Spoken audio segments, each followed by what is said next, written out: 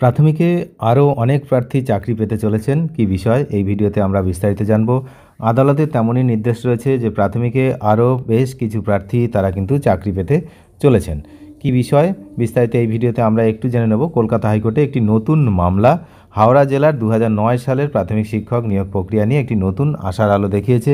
এই মামলাটি উৎপল পাত্র এবং অন্যান্য মামলাকারীরা পশ্চিমবঙ্গ রাজ্য সরকারের বিরুদ্ধে দায়ের করেছিলেন।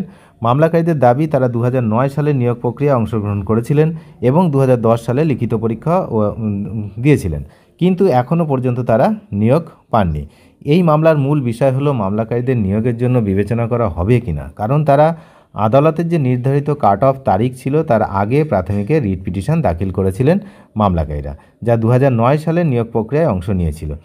তাদের জন্য কলকাতা হাইকোর্ট একটি নতুন লিখিত পরীক্ষার নির্দেশ দিয়েছিল। এই পরীক্ষায় মামলাকারীরা উত্তীর্ণ হয়েছিলেন।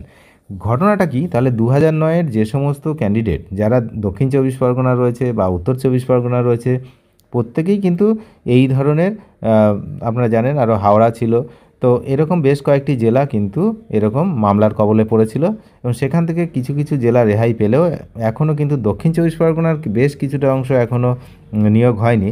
বেশ কিছু সিট ফাঁকা ভ্যাকেন্ট থেকে গেছে, তার জন্য প্রার্থীরা লড়াই করছেন। এছাড়াও কিন্তু এই যে আমরা এখন এখানে একটা দেখলাম যে এই জায়গাতেও কিন্তু একই ব্যাপার, যে এখনও মামলাকারীদের লড়াই চলছে। তবে হ্যাঁ, যে আদালতের যে কাট অফ ডেট ছিল সেই ডেটের আগে যারা পিটিশনার হয়েছেন তাদের কিন্তু চাকরি এর আগে দিয়ে দেওয়া হয়েছিল এই হাওড়া জেলার ক্ষেত্রে, এবং এখানে যাদেরকে দেওয়া হয়েছিল তাছাড়াও বেশ কিছু পিটিশনার ছিলেন যারা কাট অফ ডেটের আগে তাদের রিট পিটিশন দাখিল করেছিলেন, কিন্তু তাদের চাকরি হয়নি। তো সেই জন্য তারা আবার নতুন করে এখানে কিন্তু মামলা করেছিল।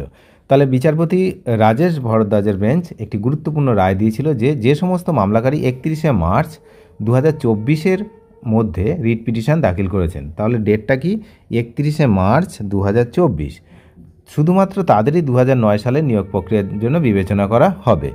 আর এই মামলাকারীরা তাদের প্রাথমিক রিট পিটিশন 2023 সালে দায়ের করেছিলেন, যা নির্ধারিত কাট অফ তারিখের অনেক আগে। তাদের যুক্তি হলো যেহেতু তারা 2023 সালে মামলা করেছিলেন আর কাট অফ তারিখ ছিল আদালতের 2024, তাহলে তারা সময়সীমার মধ্যে আবেদন জমা দিয়েছিলেন, তাই তাদের নিয়োগের জন্য বিবেচনা করা উচিত। বিশেষত যখন অন্যান্য মামলাকারীরা যারা এই তারিখের আগে আবেদন করে চাকরি পেয়েছে, ইতিমধ্যে নিয়োগপত্র পেয়ে গেছে, তাহলে তারা কেন পাবেন না?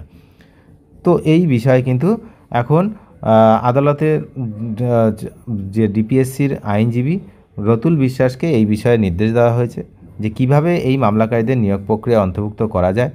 যেহেতু মামলাকারীরা তাদের প্রাথমিক আবেদন নির্ধারিত সময়ের মধ্যেই করেছিল, তাই তাদের কিন্তু চাকরি দিতে বোর্ড বাধ্য থাকবে।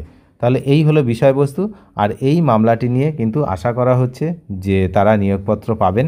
আর এই মামলার পরবর্তী শুনানি রয়েছে 12ই আগস্ট 2025, অর্থাৎ আগামী মাসের 12 তারিখে ধার্য করা হয়েছে।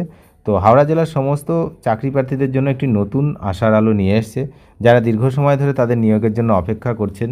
আদালতের এই ইতিবাচক দৃষ্টিভঙ্গি শুধু তাদের নয়, দক্ষিণ 24 পরগনা 2009 যারা রয়েছেন তাদের জন্যও কিন্তু খুবই গুরুত্বপূর্ণ। এখন আদালত পরবর্তী শুনানিতে কী দেয়, তবে প্রাথমিকভাবে তাদের চাকরি দেওয়ার কথাই কিন্তু বলে দিয়েছেন। অনেক ধন্যবাদ শেষ পর্যন্ত দেখার জন্য। নতুন হলে অবশ্যই সাবস্ক্রাইব করে সঙ্গে থাকবেন। Thank you.